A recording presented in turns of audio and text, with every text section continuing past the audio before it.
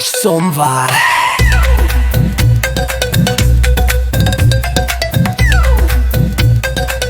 बिल्ली को सर्दी बुखार है, नानी बोली दूध गर्म कर। बिल्ली बोली नहीं मुझे चाय पर।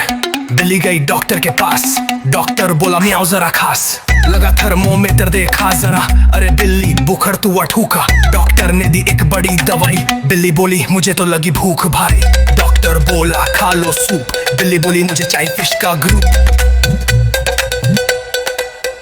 फिर गई मार्केट छुप छुप के, पहनी मास्क चश्मा आंख पे, सब बोले बिल्ली तू क्यों आई बाहर। बिल्ली बोली दवाई लेने पर मिल गया प्याज का पर। आई घर छीनक मार दी, सब ने बोला अरे भागो जी। बिल्ली बोली मैं बीमार नहीं, बस थोड़ा सा ड्रामा क्वीन सही। फिर आई नानी एक गिलास दूध लेके, बोली पी ले वरना सुई लगवा दूर रह के। बिल्ली बोली नहीं नानी मैं ठीक हो गई, बस मुझे एक सेल्फी लेनी थी भाई। क्लिक हुई सेल्फी, पोज बनाया, दवाई का स्पून कैमरा में लाया। कैप्शन लिखा हैशटैग फीलिंग बेटर नो।